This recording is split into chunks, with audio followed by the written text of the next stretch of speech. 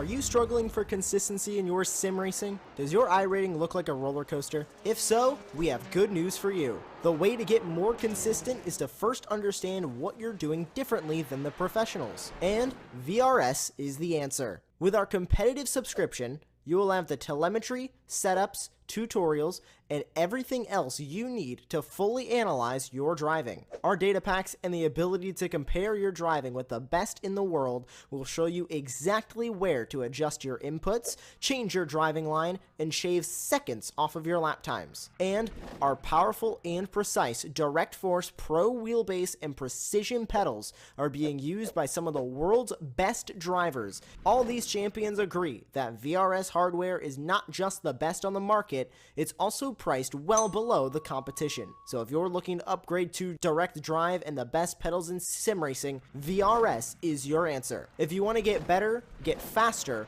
and make it happen sooner rather than later, you owe it to yourself to find out why so many people are switching to VRS. You'll be so glad that you did. Visit www.virtualracingschool.com and learn why the best use VRS.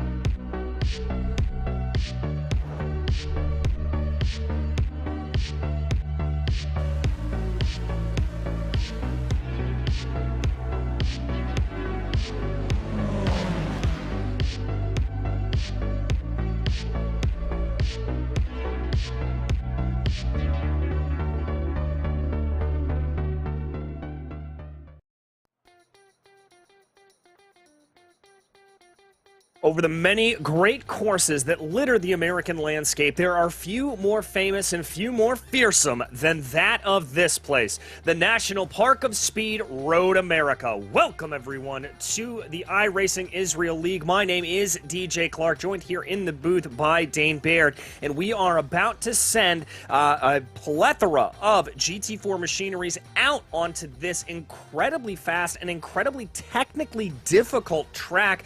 Dane, this is one of my favorite places to watch and to do commentary on races in the world, and I cannot wait to see what kind of action we have in store today.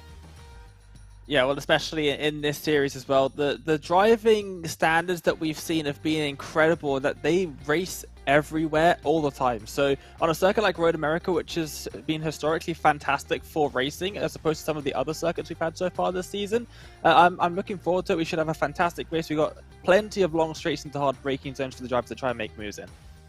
Yes, we do, and a couple of those particular areas to really keep your eye out for. That's going to be going down the Moraine Sweep into Turn 5. Also, keep an eye at the ever-famous Canada Corner as two of the best areas to get that done. But as you said, Dane, they're really and truly all through the second sector of this track.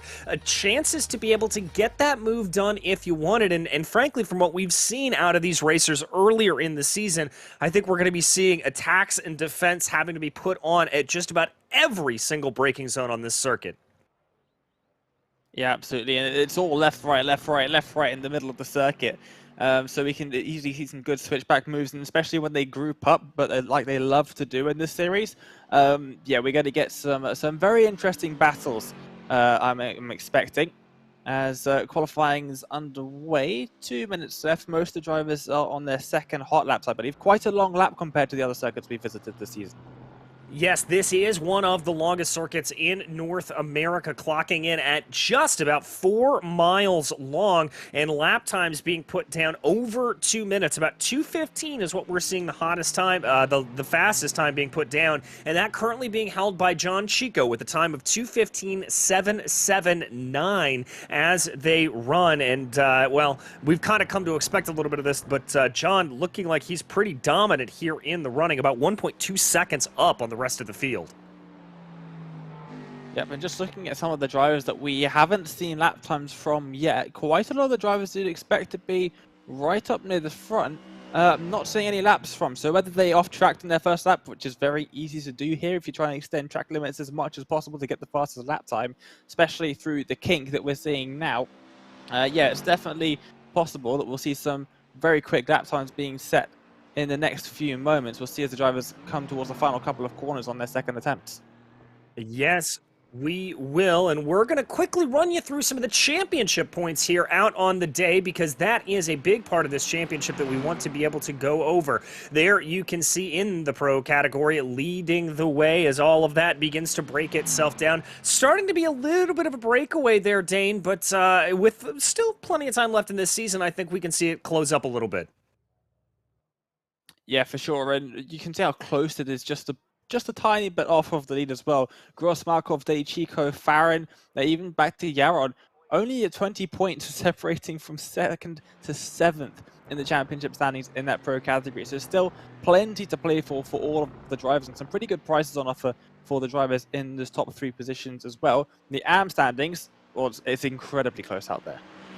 Yeah, incredibly close there between that top 5 or so, and I think we may see a little bit of separation here today. We hope to, at least, as we come here to Road America and then obviously into Road Atlanta on the next round. So plenty of time on 2 great American racing circuits to be able to separate those times out, as now the time has ticked over and the grid is set. We are ready to go racing for the first race here at Road America, and that means Ruven Chacha will be lining up in pole position, followed by John Chico. Then it's going to be Dmitry Shikov there and Matty Bakar in your top 4 for the pros. The first of the AM drivers will be Rantasoni there. Michael Sherling going to line up to his outside in P6. Nadav Yaron will be in 7th, followed by Hagei Ferron.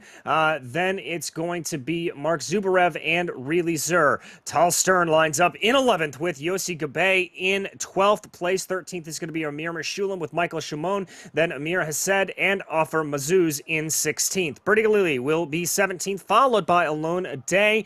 Nir Mazzari will be 19th with Aiden Shear to his outside in P20. Sayan Baba followed by Dror last, and then Gadi Azule makes up the rest of the field, and it is going to be a fantastic time to be able to see everybody out on the track. A 15-minute race in store for us here, and remember, just as it always is for that second race that we've got, another 15-minute race, and that will have an inversion of the top 10. Yep, so another thing to keep your eyes out on is that 10th position also, because often we'll see a lot of battles going on in and around that area, more or less the midfield of the 23 car pack that we've got. Just having a look at it, DJ, we've got a lot of Mercedes cars as usual since that car came out. A lot of Aston Martins as well. A couple Porsches, a couple BMWs, but from what I've heard, the Porsche should be fastest here at Road America. So interesting that none of the drivers have seemed to take that route. Yeah, very interesting indeed, and you and I were talking a little bit about that balance of performance before the broadcast started, and for anybody joining for the first time, that BOP, what it does is it equalizes the lap time over a average lap, so everybody's making the power and making similar lap times, but it's a little bit of what we like to call horses for courses, that each car is going to make their time a little bit differently, and because of the very, very fast, long straight nature of this circuit, that Porsche tends to have a pretty good top speed and be able to get itself around the corner, so we'll have to see if any of those drivers that are in that Porsche 718 Cayman Club Sport are going to be able to get some times there. We ride on board with Amir Meshulam in 9th place. He's going to be one of those drivers in that Porsche. Yep, and Nim is right here in one of the BMWs. Not a car that you see too often in the GT4 class. Massive and quite heavy. It doesn't change direction particularly well, but depending on the circuit, it can have some good straight line speed. So we'll see how the BMWs bear out there as well. Aston Martin of Gadi Azule there. And Meshulam just behind Tal Stern. You can see the Porsche just behind us as we make our way through down to the back straight. Now, I almost said it there. I almost said out of turn 2. I will never do a broadcast at Road America without calling them out for one of the most atrocious corner numbering systems of all time. I do have to agree with you. There is a slight little minor kink in the road that you almost even don't even notice when you're driving on it.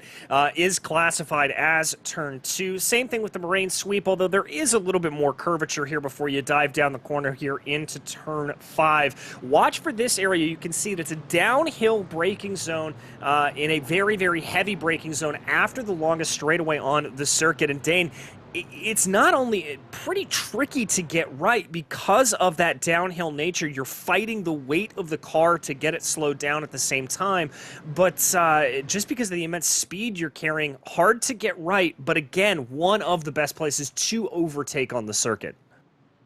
And luckily, you've got quite a bit of tarmac runoff on the outside as well, so if you do make a mistake, lock up slightly. These cars have got ABS, but if you just maybe run a little bit too deep, then it's not the end of the world. You do have a bit of space to play with. But I find the next corner even trickier. Up the hill, over the crest, the corner you can't even see until you've already gone past it. Very tricky to get the brakes done because, of course, the car's lifting up off the surface as you go over the crest. So a very, very tricky corner to get right. And often we'll see drivers running wide, tapping the grass. And if you do that, well, you very easily can spin the car right around. And we see that loads around this place. And it brings a lot of opportunities for drivers if they're following another car closely, putting them under pressure to try and make a pass into the next couple corners. Yeah, you're very, very right. I know turn 6 has often been the bane of my existence around this place, even though I love to drive it. It is just such a tricky corner, and you're not going to have nearly as much problem, I think, in these GT4s on what I struggle with, which is the power application coming up over turn 6 because of the sudden flat nature of the circuit there right at the apex. You can often spin the tires a little bit, but as you mentioned, ABS in these cars as well as a little bit of traction control, so that is going to be helping them out. Working our way now down into the second prime overtaking opportunity, Canada corner, as we get ready to go. And for anyone wondering why we're calling the first and second overtaking opportunities not turn 1, you don't really want to make a move into turn 1 because chances are the person you overtake is going to take you straight back into turn 5.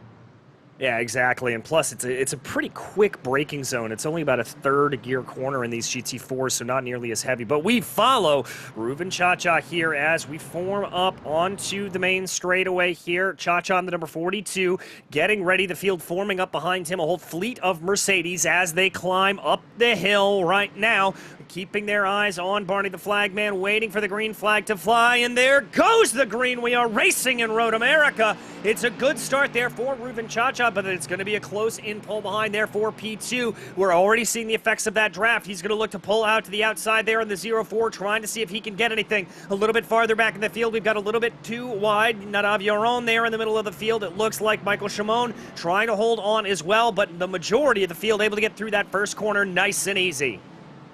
Yep, Dmitry Shkerov in now 4th position, started 3rd, was caught a little bit napping there at the start of the race and has lost that position to Maddie Bakar, who was right on it off of the start. And we'll see now, almost bump drafting down the main straight. Are we going to see a move being made here by John Chico in towards turn 5 for the first time? Chico's certainly thinking about it, but he's got to watch out. That's Matty McCarr taking a little bit of a look to the inside there of Chico. It's not going to play out. A little bit of 2x2 going back in the field, and up at the front there, that is Cha-Cha and Chico going side by side into that tricky corner at turn 6. Almost banging doors. They continue to run side by side. Oh, and more contact being made as they make their way through the right-hander now and just out into the front, still managing to hold on to that lead is Chachashvili. But here comes Matty Bakar on the outside of John Chico, gets the move done on the braking zone and around the outside of the left-hander. Has to back out of it though, and John Chico just holds on to second. Barely holds on to second, and I've got to wonder here if Dmitry Shrikov is going to try to take a little bit of a move there on the outside of the carousel. He's certainly thinking about it. Michael Sherling there behind as well. Many different lines you can take through the carousel. Here is Rantasoni looking like he got a great run there. I'm not sure who that was that had to fall down the order a little bit, but Tassoni definitely looking like he has got a little bit of the legs here in that Mercedes, as it is an all-Mercedes party up at the front of the field. It certainly is, and we're going to see some side-by-side for sure into Canada corner. It's going to be a little bit further back down the lead. A little bit of contact is made, and are they all going to be able to keep it on the circuit? No. Someone off in the background, Yaron, all on his own. I don't see any contact being made there, but into the barriers. Into the barriers hard. I think he just got forced a little bit wide, but here we are side by side. Oh, that that's a perfect synchronized spin there. Ran to Sony and Sherling, both going around into the exit of Bill Mitchell Bend. Tiniest bit of contact unsettled both of the cars coming over the crest, the worst possible place to be making a slight bit of contact there, just the quarter panels of each car, and spins them both around. Luckily, everyone else managed to avoid them. Yeah, very, very lucky there indeed, as that is a little bit of a blind crest of a corner as you come up and over it. A little bit of a battle here. Michael Shimon trying to see if he's going to be able to get anything. The Porsche driver there to his outside, trying to make a little bit of a move. But Shimon in the 999 is going to hold it out there around the outside, loses that position, and that's going to be that car very closely to losing it. Yeah, certainly is, and it has to back out of that one. Did Zubarev and said as well as a couple of cars getting really loose on that inside line, maybe just clipping too much of the inside curb. There's a massive ditch on the inside of it. You take a bit too much curb, you end up on the other side of it, and that's when you're going to spin the car around. So good job from both drivers to hold on to it. Here comes Simon then, trying to make a move in towards turn 5. Meshulam going to hold off on that inside, but the Aston Martin tries to carry a little bit more speed onto the braking zone, but that's not going to play out. Meshulam able to hold onto that position. The Porsche looking fairly strong here, holding on to 8th place up in that pro category right now. Meanwhile, a little farther in the field, this is really this is the battle right now that he is holding on to first in the AM category, and that is Yossi Gabe trying to close in behind and maybe close the gap to the rest of the pros up at the front of the field. You see Tal Stern just behind, getting the position taken off him by Alon Day, obviously starting right at the back, one of the fastest drivers, if not the fastest driver in the entire series. Giving himself a little last to first challenge here, and he's made his way up into 8th place overall. Here is the contact then, DJ, that happened that caused both drivers to spin at the end of the first lap. Yes, it was, as they come down into the corner, just the merest of clips there coming through Bill Mitchell Bend, and you can see that perfectly synchronized swimming, and you said it before, Dane, massive heads up to the rest of the field for being able to cover that off. Yossi Gabai, I think it was inches separating him, and Michael Sherling is more contacted to get out of the corner, and there's a couple cars going around, 2 separate incidents. I think that's Baba and who is that? Mazuz into the wall there, 2 Aston Martins. It's such a tricky corner to make overtakes happen, and despite it being so fantastic for getting a late braking move in, the slight curve in the braking zone which makes things a little bit too tricky. Yeah, you've got to be very, very careful and very, very confident. We follow right now Mizrahi in the lone BMW in the field, trying to get a little bit of a move done on Aiden Shear. Here they're going to be in a straight drag race up and up the hill over the start-finish line here. It looks like the BMW has the slight advantage as they continue to work down this long front straightaway. This is going to be a little bit tricky, though. He doesn't look like he's fully clear going down to the braking zone for one. That's going to compromise his turn in a little bit, and indeed, Shear is going to look for that crossover. Now we go through turn 2 into the curb braking zone for turn 3, down onto the binders. Good defense there from Shear, but it looks like Mizrahi not letting it go. But we've got a battle up for the lead here as Cha-Cha trying to hold off John Chico. Already 5 minutes into this race, the lap number in the lap count in this race is going to be very, very small compared to what we've seen earlier on. A huge send up the inside for the number 11. Has to slam on the anchors there to get the car stopped in time and avoid slamming into, I think it was Alon Day, going around the outside there. Brilliant move from Alon to move up into 7th overall now. Now he's got Yossi Gabai in his sights, but Stern now under pressure from Simon just behind as well. This is the battle for the amateur lead. Yes, it is. And remember, we talked there a little bit about those guys trying to be able to hold off onto that and move their way up forward into the battle for the pros. Well, now the battle for the AMs is what has fired off here as Tal Stern desperately hoping to keep ahead of Michael Shimon, trying to see if there is anything to be had. The gap only about 0.4 of a second. They are going to get a little bit of a draft here coming out of the carousel, but as we've seen in these GT4s, it's not nearly as powerful in some of the higher class machinery. Oh, and a car going all the way off and almost losing the rear end there as well through the kink.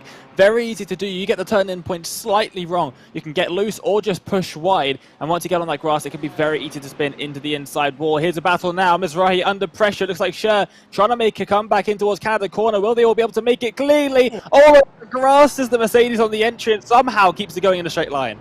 That car was pointed about 12 different directions in the braking zone and somehow managed to keep it under him. Oh, is that his Dmitry Shrikrov having a problem? He was right up near the front of the field as well, and it looks like he's gone onto the grass on the outside potentially and looped it into the inside wall. Doesn't look like any contact could have happened here, but in towards the final corner, we'll see a replay now of what's happened on the inside, and I think maybe just touching the grass on the outside. There it is, it snaps the car and straight into the tires on the inside. You called it perfectly there, Dane, and that's one of the things you've got to watch out for. It's very easy to carry a lot of momentum there, particularly around the outside of that final corner, but you got to be careful about it at the same time. Here's a nice little battle between Day and Gabe right now as they try to hold off going down through turn 3. It's going to be a little bit of a drag race here. It looks like there the Gabe's going to tuck back into line, and maybe Tal Stern going to get a little bit interested here on the 11. He'd like to get some breathing room between himself and Shimon behind him to try to alleviate any pressure in that Pro-Am and the AM field, rather.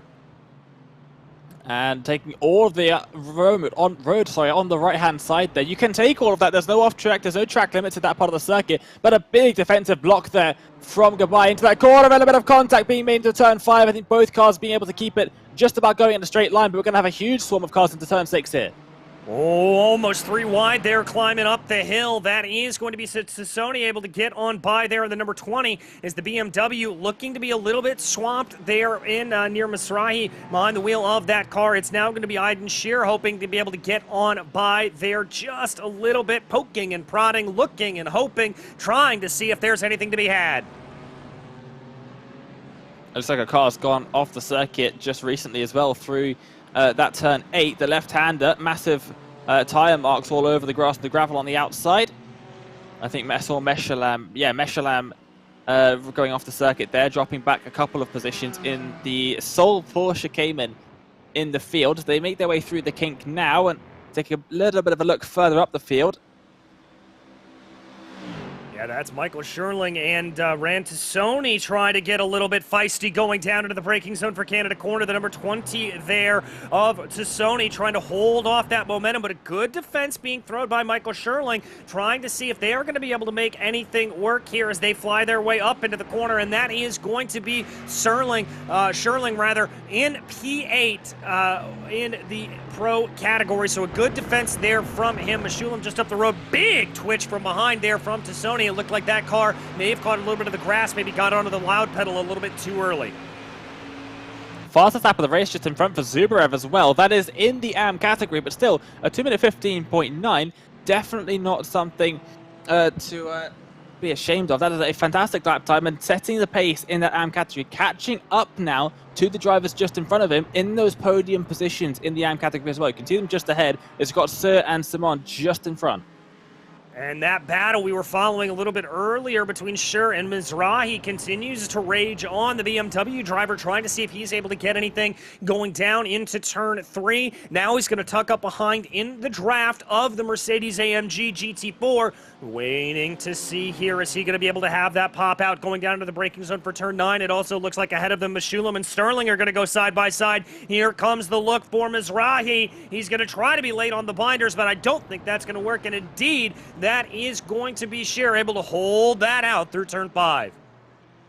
And the thing is, it's such a tight corner that if you have the inside line, you need to get just a little bit in front, because if you're slightly behind, the driver on the outside will just carry the momentum around the outside of you and just carry the speed off the corner and get back ahead before the braking zone of turn 6. So we'll have to regroup and try and get back up to Sione there, does Mizrahi, but definitely looking all over the back of that Mercedes. As you can see the Mercedes cars, there's only one Porsche in the top 14, the rest of the drivers in the Mercedes, and it's been sort of the story for the entire season so far. A lot of drivers opting for this car, feeling comfortable with it, one of the newest cars to the service. Ruben Chach is really out in front, and well, he's got about 6/10 of a gap to Chico behind, and well, it doesn't look like it's closing down too much, so with only a couple of laps left of this race, he should be able to hold on to this, I'd say. Yeah, he's just got to focus on not throwing anything away here in the dying stages of the race. And remember, we will have a second race here. That second race, another 15-minute race, but this one with the invert of the top 10. And currently, right now, it would be Mark Zubarev that leads it. Little bit side by side there in the back between Bakar and Ferran, trying to see if Hagay is going to be able to do anything here in that number 95. He's going to have to tuck back into line through turn 2 and down into turn 3, hoping to get a big helping of the draft here down the Moraine sweep. I don't think he's even going to need that. He got such a good exit off the corner. I think he actually had to slow up to not run into the back of Matty Picard there. He's going to go to the inside line for this right-hand kink, but it will be the outside for turn 5. We'll see who's later on the brakes. Yes, we will. Bakar and Ferran trying to wait to see there. The 95 onto the binders late, cutting him off. Almost contact there between the two. Talk about knowing where your car is. Inches separating the cars there, and all runs a bit deep into turn 6 as well. That could provide an opportunity for Bakar to get right back. Bakar running a bit deep into turn 5 as well. Lost a bit of time on the exit, but right back up to the rear bumper of Farron then. And this battle, I don't think it's going to be over just yet. Nor do I. I think this one's going to continue to rage throughout the time. As here is Tal Stern trying to work his way forward a little bit. Gabay and Day up ahead of him. John Chico looking like he's been off for a hot minute there. I hope he's all right as we work their way around. There is John Chico. Looks like he probably just got a little bit wide on the exit of the carousel, but he has lost a bucket load of time to Reuven Chacha up ahead of him. Yeah, 1.5 seconds now is the gap, and we'll see it there. You can see he lost half a second to Farron. Sorry, Farron lost half a second to Chico there. As they're going to go side by side. Oh, Bakar's got back past Farron into Canada corner, it looks like. Oh, a great move there from Bakar to be able to pull that off as we climb up and over the hill right now. I do believe we are looking at 2, maybe 1 lap to go here. It's going to be very, very close as they run, so the pressure definitely amping up here for Ferran, trying to see if he's able to get anything done on Bakar, but this battle has just continued to rage, really and truly. And here comes the look from Hagay, looking to the outside. He's going to have to be late on the binders here to get that to move, and indeed, he is going to think better of it and slot back into line. And the keen-eyed viewers out there would have noticed Barney waving his white flag. This will be the final lap. Yes, it will. So Barney the Flagman calling that as the last lap here. Meshulam and Tassoni duking, excuse me, Sherling and Tassoni. A little bit of how you doing there between the two? Just making contact before the braking zone. It was just a bit of a good old Schumacher squeeze there, but making contact between the two drivers. They both managed to keep it going in a straight line. Nothing too major, but I don't think that Sherling is going to be all too appreciative of that touch. And Farron and Bakar, this battle raging here into the final lap. Is he going to make a send towards turn 6? He's definitely going to look for it. Slots back in line. Yeah, Ferran definitely wanted that move, but I just don't think he quite had the outright speed to be able to get that done. He's going to have to re-rack and restack here. Here is Sherling and Tassoni going at it again. Tassoni there on the outside, trying to see if he's going to be able to do anything. He's got a little bit more momentum coming up into turn 6. Is he going to cut down on the nose there of Sherling? It does. It looked like it, and they're going to continue that side-by-side. Through the right hand, and now it's very tight between the two of them. Both of them keeping it on the circuit and keeping it out of each other, which is the most important thing, into the heavy braking zone of the left-hander at turn 8. No one making a move into there. They're going to have to wait for the final opportunity if she only wants to get back past into Canada corner. Yes, he is. A little bit side-by-side here. Mizrahi and Schur holding off the battle, still continuing to rage on up and down through the field. Here is Matty Bakar and Ferran trying to see if they've got anything. I'm thinking Ferran is running out of time. They've only got Bill Mitchell-Bend in the final corner to go. But up front, Reuven Chacha brings that machine out of the final corner. The number 42 just has the hill to climb. He's going to keep on the loud pedal here, crossing under the bridge, and a little bit of weave of excitement. And it is going to be Reuven Chacha taking victory in race 1 at Road America. And Bakar did a good job as well behind it, looks like. Going to be able to hold on to that third and final spot on the podium. We'll see about the battle for that 10th position. I don't think anyone's too close to Zubrev, so it looks like Zubrev is going to take that spot, and goes on pole position for race number 2. Yes, he is. So that is going to be the inward there. Oh, Amir Hassad having a problem there coming up out of the final corner, the Aston Martin driver. Let's jump back here to take a look at the replay coming up and through Bill Mitchell-Bend. That looks okay there for him. Did he catch the grass? Oh, there was a spinner in front of him. Oh, my goodness. And it was Schur ahead of him that lost it there, and that is what sent Hassad spinning around. And that corner, it looks like he could have been able to avoid him, but it's very difficult because the car is so heavily loaded through that corner. Any slight motion of the wheel or the tap of the brake pedal, and the car's going to go around anyway. So just try to find a gap, and never formed for him. Very unfortunate stuff there at the end of the race. And not only does that mean he's not going to score as many points in this race, but he'll start further back for race 2 as well, after what was looking like a pretty promising finish for him. Yeah, it will. It means he's going to have it all to do as we wait for the last couple of drivers here to come across the line. Dmitry Sheekrov going to be one of them, as there he goes. And then Nadav Yaron, rather, in the number 22 Mercedes, comes out of the final corner, and he begins his climb up the hill. Well, here, Dane, this is going to set us up with that invert. Some of these faster drivers starting farther back in the field, and I'm not really sure how, but that's going to make this second race even more fantastic, I've got to think. Well, I tell you who's got to be favourite to take the win in the second race. Alon Day. He's starting their second race from 6th position. The 5 drivers in front of him, we watched him overtake every single one of them out on the circuit in race number 1. So, Alon, you've got to keep your eye on him. But it'll be really interesting to see the battle between Chico and Chachishvili, and also Bakar and Ferran. They're going to line up all alongside each other in 7th, 8th, 9th, and 10th on the grid for the second race. And all 4 of those drivers looking very racy indeed. Yeah, they very, very much are. As the grid starts to filter its way across here, we're going to be in store for a second 15-minute race here out on the circuit. And there you can see those final results. Tal Stern able to take victory there in the AM category. Michael Shimon and Really Sir behind them. And then obviously we followed that battle with Cha-Cha, Chico, and Bakar. But I've got to think here that this is going to get pretty interesting when it comes to it. You already mentioned there Tal Stern able to work his way through the field. He's going to be starting off in a pretty good position. This is going to be a fantastic second race as well. It's Road America. It's always a great race. It's also the iRacing Israel League, and they just seem to love driving the racing, sending it up the inside, round the outside, through the middle, everywhere on any circuit. And especially when you have a circuit like Road America, which is so fantastic for overtaking, as we've already seen in that first race, it just makes for some fantastic racing. Cannot wait to get this second race started. We did see a couple of incidents here and there in that first race, especially in the beginning when all the cars were bunched up. Down to Canada Corner, it's such a tricky place to try and make an overtake, but also one of the best places too as well. So there's a really tricky spot. Just curves to the left the entire way down the straight. So to get to the inside, you've got to be around the outside, that entire straight long, and you can fall back a little bit. Driver on the outside, very easy to clip the grass and spin around. Might easily take a couple drivers with you. We saw that earlier on in this race number 1 as well. So a lot for the drivers to keep in mind, and a lot for the drivers to even learn coming out of that first race. Yeah, I think very much so. You know, Road America is definitely one of those circuits that, at least in my opinion, you feel competent with it, but it's very, very hard to master. It's just always something changing, always something that's going to throw you off a little bit, and it really makes for what is, in my opinion, one of the greatest racing circuits in all of the world, not just North America.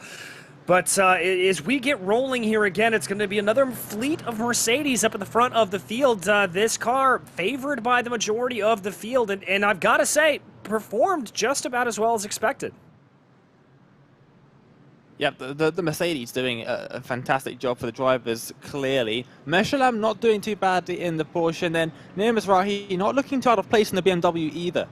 So it looks like the balance of performance looks fairly good, actually, here at Road America. We'll see how those drivers in the minorities, essentially, in the Porsche, the sole McLaren, sole BMW, a couple of Aston Martins right near the back. So we'll see how they fare in the second race, but just a heavily dominated Mercedes field. But looking up at the front, Zubrev on pole position. It's going to be an interesting one. Yeah, these second races always are. Because of that top 10 invert, it really just changes things around here. And for some of these drivers starting to be able to get themselves up forward, you know, you've got to be a little bit more aggressive than you would normally think so. And you've really got to to frankly try to push your way up to the front of the field as much as possible. Sometimes that makes for some fantastic racing. Sometimes that makes for a little bit of scruffy racing, and it gets a little bit interesting. And we can often see some bunches up coming down into turn 1. Yep, and with the drivers starting just behind Zubrev being so incredibly quick, I can definitely see a couple of them making a look around the outside into turn 1. You've got to assume that Zubrev will take that inside line just to try and cover off any moves. But yeah, heading down to turn 5 as well, especially on the first lap with drivers, a lot of drivers out of position, even not just in the top 10. Drivers that had errors in the first race. Shkirov starting right at the back. He's going to be trying to make some moves as well. Started, of course, in 4th position, was immediately in third. Sorry, started 3rd, is immediately in 4th after the first race start. So we'll see how this goes. Just a couple corners left until the pace car pulls off. Yes, indeed, as we work our way up through Bill Mitchell Bend right now, holding behind that Porsche pace car as the field will start to form up here as they work their way towards the front of the field. Waiting here, Zubrev going to be the one that holds this field to green. Will he go early? Will he check up the field a little bit? We're going to find out here in just a couple of seconds' time. As there, the number 030 rather, climbs up the hill. All eyes on DeBarney, the flagman, as the field starts to form up behind him, and he's going to get an early jump on the field as there goes the green, and we're racing in Road America. Good start there from Zubrev, but it is an absolute hornet's nest there behind him, thinking about going 3 wide, going down into the first corner. That's not going to happen. Instead, it's going to be Noah's Ark as they go down. Shimon getting a little bit swallowed up there, trying to see what they are able to do. Couple of drivers running a little bit wide there on the exit of turn 1, but they're going to keep it all together. That's one Mercedes plowing off into the inside. Big, big damage. I believe that's your own. It is indeed, and really, sir, managing to hold on to that 2nd position. Alonde up 3 places off the start already into 3rd position. Only 2/10 back on Sir, as you can see him following the Mercedes down the straight. We're almost going 3 wide here down the back straight. Are we going to push it to 3? I think we're just about going to stay 2 wide as they all make their way through into turn number 5. Alonde up into that 2nd place.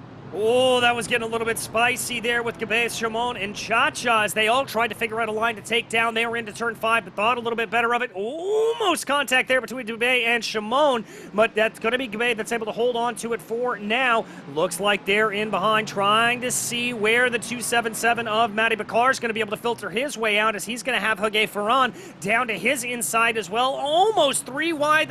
Oh, man, they are going at it there down into 8. To Miracle, no one's made contact yet, and is this Alonde trying to go around the outside of the carousel now, trying to get a good exit, maybe a good run into Canada corner to go to the lead of this race by the end of lap 1. Started P6, remember, and now up in towards that Canada corner section. Is he going to be able to make a move? A couple of drivers going side by side further back. Here comes the lunge up the inside. Yes, indeed. Does Zubrev have enough defense here to be able to do it? He does not. Alonde gets the move done. Zubrev looking for a little bit of a crossover, but that, I think, is just too much momentum there for Day. Cuts off the number 030, and that is going to be Day up 5 positions in the course of 1 lap up into P1. Highest mover in the field, unsurprisingly so with that number. The next highest would be Ruben Chachashvili up in 7th place after starting, of course, down in 10th. Side by side over the crest as they make their way to start lap number 2 of this 2nd race. It's really Sir and Tal Stern. Yes, it is side by side there going down into the first corner. We've talked about how difficult it can be to be able to get a move done there into 1, and it looks like Tal Stern able to take the advantage there. He is not going to be able to take the advantage. Rather, that's going to be really Sir still holding on to that 3rd place position. I've got to think here that he's going to try to set his sights ahead. Oh, contact there, a little bit of argy-bargy. How has he managed to keep it out of the car in front of him? And all around goes Nimas Rahi in the BMW. Are they all going to avoid him? Oh, it just about do. I think a couple of drivers there almost slamming into the side of the BMW, stricken in the middle of the circuit. It's all chaos in that turn 3.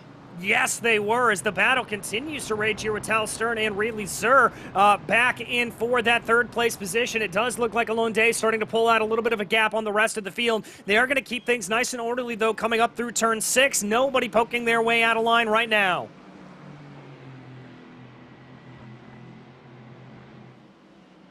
Here they go. Oh, a little bit of a sweeping around just behind Goodbye there from Chacha, trying to get into the head, into the mirrors, filling up those mirrors of the bright green racing machine. That is Goodbye there through the carousel. And Stern with a lovely second place on the cards at the moment in that AM category. 1, 2, and 3 in the AMs, all still fairly close together. It's all over the grass. Goes Zubrev, a couple of drivers going all four wheels off into the grass. And this could allow Goodbye to try and make up some positions here. And I think it is indeed. That slowed them down just enough. And Goodbye able to move his way up into P4 overall and P2 in the pro category right now. Ruven Chacha, one of those drivers that had a little bit of a problem. He's going to find himself under a little bit of an attack here from Sir behind him potentially as they come through Bill Mitchell Bend into the final corner right now. That is some good heads up there from Goodbye to be able to get those positions, be able to take advantage of the other's misfortune. I've got to give a little bit of credit here to the Zubrev, though. He is keeping up with the lone day a little bit better than I thought. Good battle here in the back between Bakar and Shimon. Side by side over the line, and look at the lap times. Almost no difference between Day and Zubrev there. Zubrev absolutely flying out there in that AM category compared to Stern, who was a whole 2 seconds slower on that lap. So yeah, massive laps coming in from the leader in that AM category. He's not just going to fall back. He wants to stick around up there at the front 5 minutes in. Yeah, I think he certainly does. Little bit of a wide run there for the 277 of Bakar. Up at the front of the field, though, there you can see the run, and here comes the attack. Shimon and Bakar going to be side by side. That's going to be John Chico. That's a little bit boxed in behind them, but Chico's going to hold on, tucking into the back there of that camouflage liveried Mercedes as they dive down into the corner. Is that going to be the opening there that Chico needs to get by Matty Bakar? Oh. Yes, it is, and that's a car off in front of him. That's Ferran. And causing a massive roadblock there, and Simon's going to get past, and Chico's going to try up the inside as well, going to make that move stick, and here comes Matty Bakar. Once again, we've got Ferran versus Bakar, and Ferran wins out on this occasion, but these two drivers were all over each other in the dying stages of the first race, and once again back together here in race 2. We take a look here at the replay. This is Hagay Ferran coming down into turn 5. You can see a little bit of action up ahead of him, trying to see. Woo! That is not missing that braking zone big time for Ferran. Just that little bit of tarmac runoff from the outside, enough to let him rejoin the circuit as safely as possible. And he's managed to get away from Bakar a little bit, who's now under huge pressure from Rancioni just behind as well. You can see the massive group of cars all weaving, trying to find some fresh tarmac, because any tarmac, just like that 277 car, is so wide on the entry in towards Canada corner. Here's Rancioni, and does he have Charlie on his outside? No, he doesn't. As they make their way now up through the right hand, they run up over the blind left. A little bit of a lift there, just to avoid running off into the grass on the outside. And then the final corner, the exit, so important to get a good run down to turn 1. Oh, it's a little bit wide from Sioni. Is this going to open up an opportunity for Sherling behind? It is. Sherling's passed. Great heads up there from Sherling, recognizing that as a lone day sets the fastest lap of the race with a 2:15.43 right now. Crossing over the line, though, is Rantasoni trying to be able to close back in on that mistake that he made. A long, straight line here, as it does look like Ruven Chacha may have had a little bit of a problem there through turn 1. That's going to create a little bit of a roadblock, and that's going to allow Stern and Gabay right up ahead of him. We've got a three-way battle now as they come out of turn 3. Probably the best place for any overtaking opportunities in towards that turn 5. Under the cheese bridge they go. You can see they were all going to try and find a position onto the grass. Is the number 42 into the braking zone. They go side by side between Gabay and Stern blocks off the entry. They're going to go 3 wide towards turn 6. Trying to hold on to this here a little bit. Oh, that was a big coming together there in the back, but Stern and Gabay going to still be side by side as they work their way through the corner right now. That's going to be Gabay able to hold on to it right now, but John Chico now trying to get involved in this as well. Excuse me, Cha-Cha trying to get involved in this as well as they continue to just trade positions back and forth. My goodness, don't blink, you may miss all of this. And here's what happened in the background as well. You could just about see it as they were coming over the crest on our shot. Here they're going towards turn number 5, and is there going to be contact here? There is, from miles back into the back of Really Sue, who unfortunately gets turned around.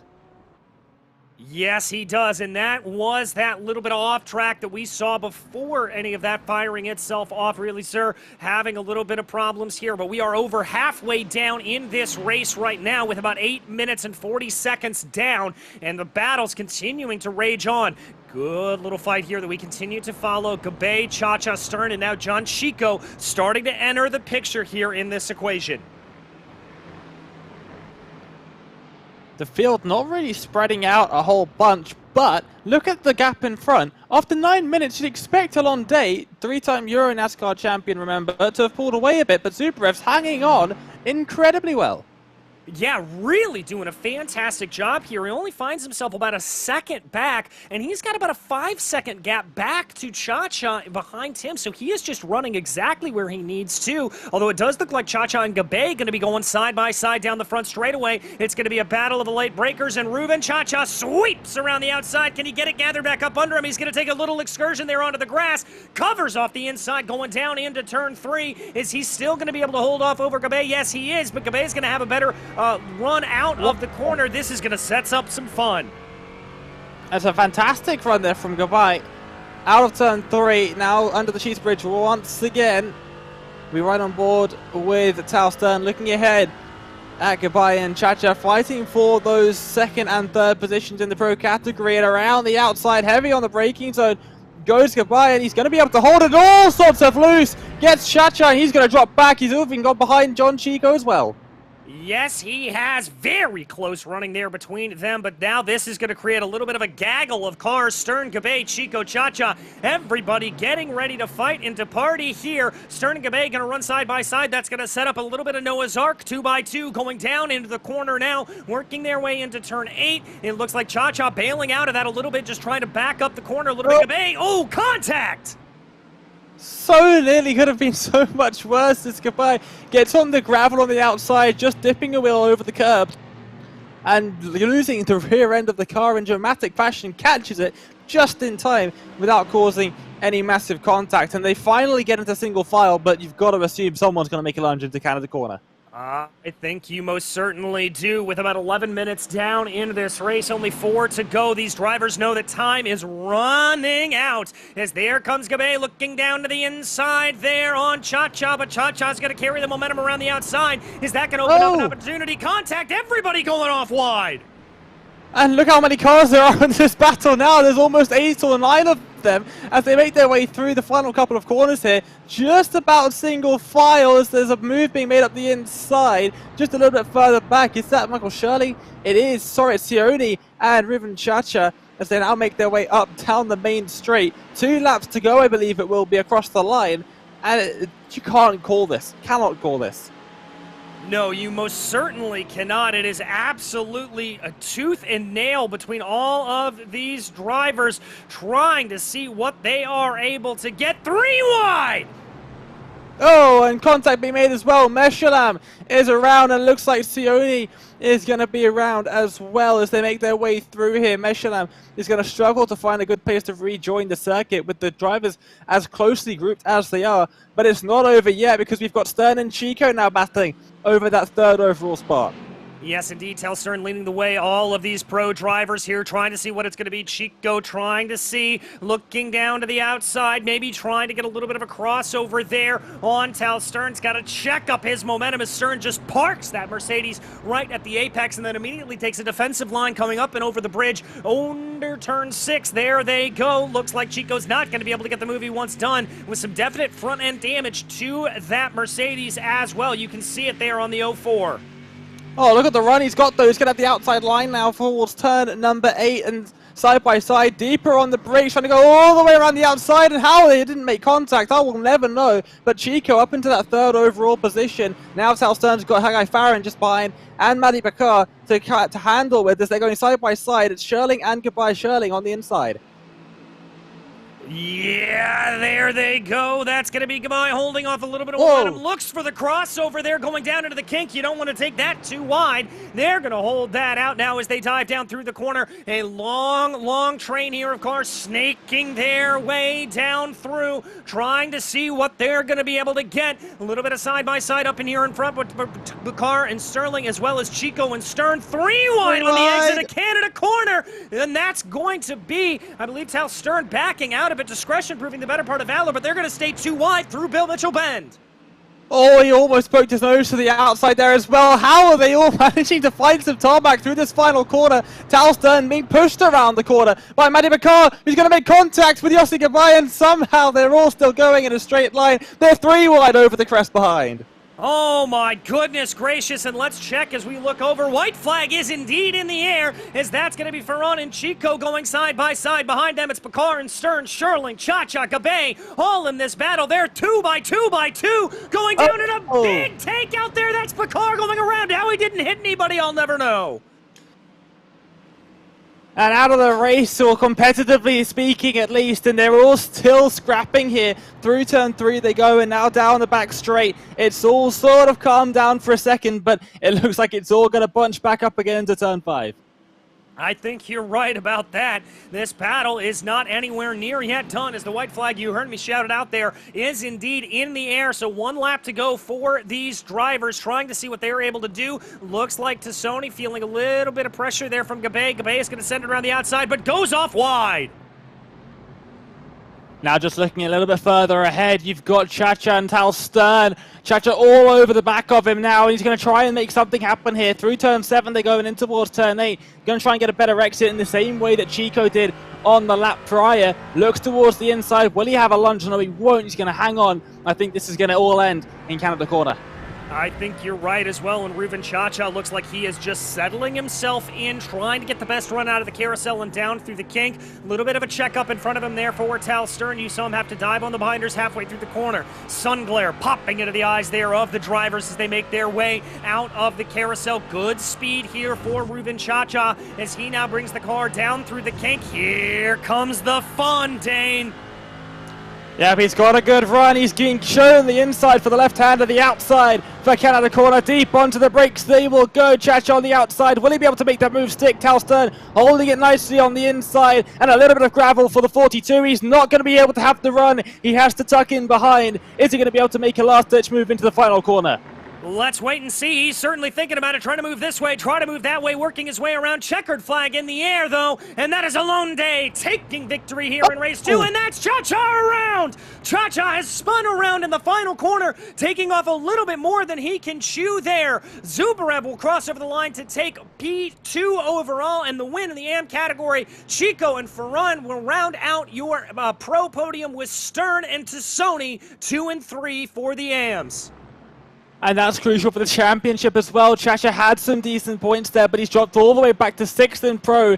And what is that, 11th overall? So huge points lost there in the final corner for Cha-Cha's rally. Let's see what happened here. You see him just trying to get a little bit aggressive here, trying to see if there's anything to be had. That was an accident all of his own doing. He cut the corner too much and caught the inside grass. I don't know if I've ever seen that before. Trying to get the cut back, and I think he was just so unsighted by being so close to the rear end of Tal Stern that he could not see where the track was going. Just had a guess, basically, and just got it ever so slightly wrong. But getting onto the grass, just it's all over from that point. Zero grip out there at all, and around the car goes. Indeed, around the car goes there. And then this is the replay of that overtake that we saw going down into the final corner. Just the big send there from Meshulam. Looks like he kind of knew that that was a little bit tough to do. Tried to bail out of it and just missed the braking zone completely.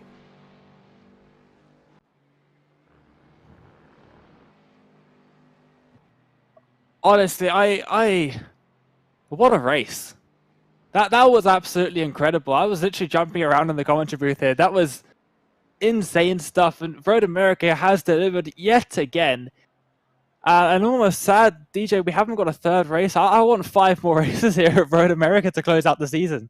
I do too. I love this place. I love this track. I love this series. There is never a dull moment. It is absolutely incredible stuff. Oh, Hoi, oi, oi. Just talk about battles up and down the field. We had no room to breathe. was there a dull moment in that race? Was there 5 seconds without one of us screaming down the microphone? I don't think there was.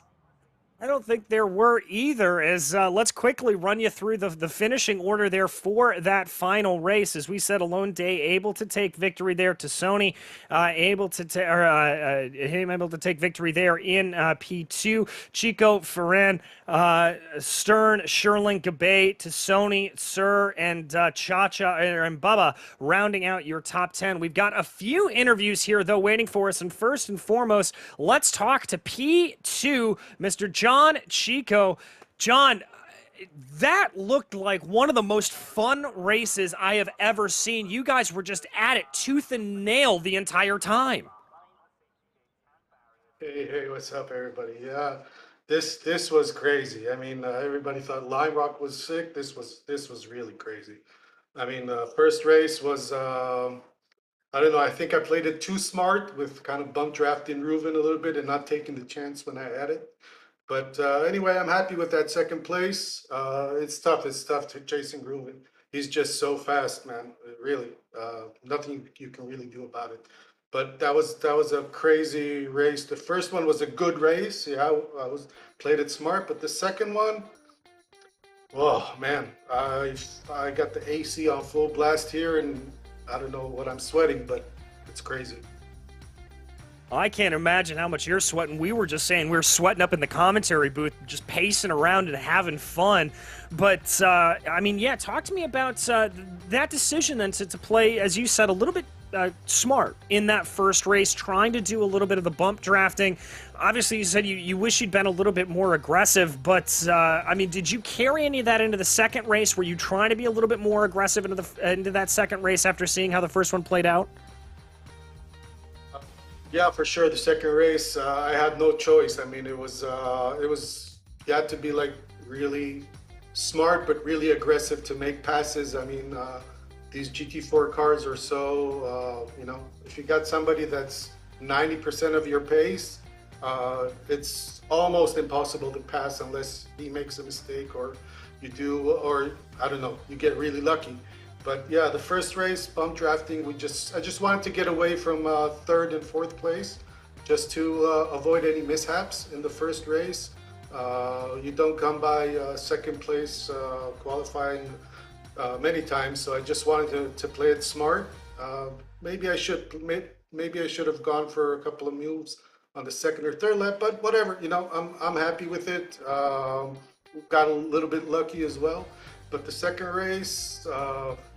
The start was horrendous. I rear-ended Hagai on the start, which I don't know, never happened to me before. But from that point on, it was just picking it off one at a time, or on occasions two at a time. But it was rough. It was rough. It was a couple of close calls there. But yeah. So I'm very, very happy with that result, and it was crazy.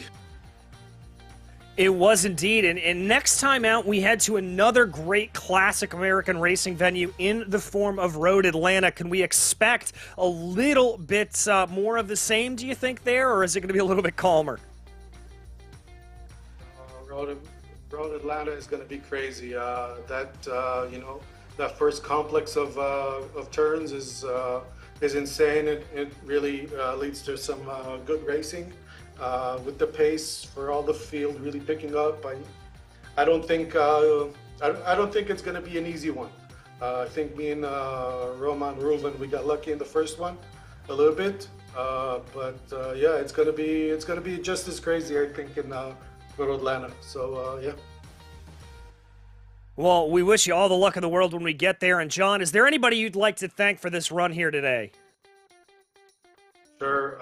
Thank you to Hagai Ferran for all the equipment and all my gear, and to everybody that's organizing this league and everybody that's participating and giving us all some good racing. And thank you guys for taking the time, and have a good one. Thank you. All right, thank you. That was John Chico there, who had a fantastic race. And Dane, we've got a couple more folks here waiting for an interview. Who do you want to talk to? As I speak to myself on mute, well, I think I'm going to take Alon Day as he joins us now. Alon, welcome back to the commentary booth. And another race 2 victory for you. I'm going to guess that you didn't set a qualifying lap on purpose in qualifying, and that's why you started at the back of race 1? Yeah, qualifying is overrated.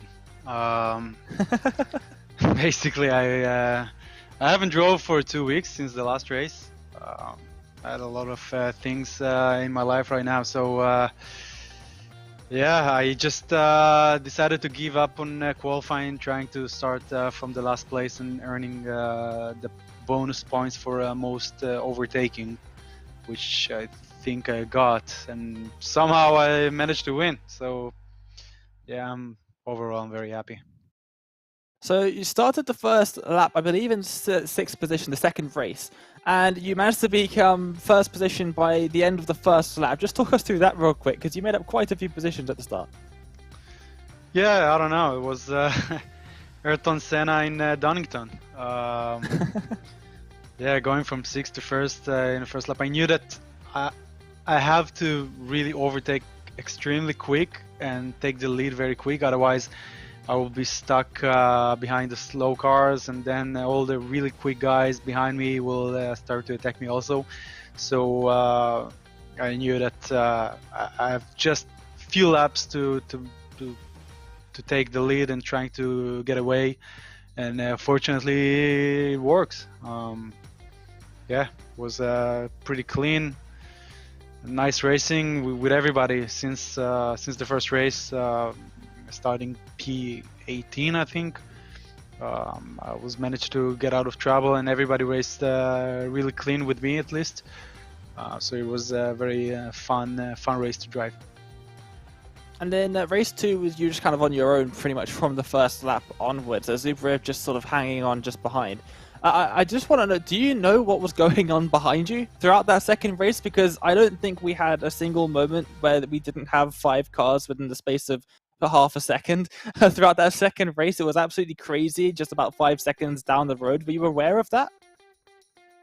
I don't know, but I guess now that nobody saw me in the lead during the race. Yeah, again, I was really worried that Ruven Chacha will catch me. And I saw from the relative that names jumping up and down and suddenly disappear and appear again, and crazy stuff like that. So I knew that it is a crazy race. Me and Mark won with like, I guess, 12 seconds gap, 3rd place. So yeah, I guess it was a pretty crazy race behind me, but I don't really know what happened. I can strongly recommend going back and watching it on the broadcast, because it was definitely some of the most exciting racing I've ever seen. Well, Alon, thank you so much for joining us. Congratulations, of course, on that victory in race number 2, and we will see you in 2 weeks' time at Atlanta. Yeah, have a good night, guys, and thank you very much, and see you in 2 weeks. Great to hear, of course, from Alon Day, as always. Taking the win in that second race. Road Atlanta, I heard you asking John there earlier on, DJ. I just wanted to say, that long straight in towards turns 10A and 10B, I'm looking forward to that, because that's going to be awesome. Oh, it's going to be utterly fantastic, and we will be headed to that in about 2 weeks' time here. But unfortunately, that's going to just about wrap things up for us here on Apex Racing TV, as time is running out for us here today. But on behalf of myself, DJ Clark, Dane Baird, and our director and producer, Sam Fitzpatrick, behind the scenes, it has been a fantastic delight to bring you this just remarkable action out on track, and we'll see you in 2 weeks' time. But until then, until we see you on the track, thanks for watching. Are you struggling for consistency in your sim racing? Does your iRating look like a roller coaster? If so, we have good news for you. The way to get more consistent is to first understand what you're doing differently than the professionals. And VRS is the answer. With our competitive subscription, you will have the telemetry, setups, tutorials, and everything else you need to fully analyze your driving. Our data packs and the ability to compare your driving with the best in the world will show you exactly where to adjust your inputs, change your driving line, and shave seconds off of your lap times. And our powerful and precise Direct Force Pro wheelbase and precision pedals are being used by some of the world's best drivers. All these champions agree that VRS hardware is not just the best on the market, it's also priced well below the competition. So if you're looking to upgrade to direct drive and the best pedals in sim racing, VRS is your answer. If you want to get better, get faster, and make it happen sooner rather than later, you owe it to yourself to find out why so many people are switching to VRS. You'll be so glad that you did. Visit www.virtualracingschool.com and learn why the best use VRS.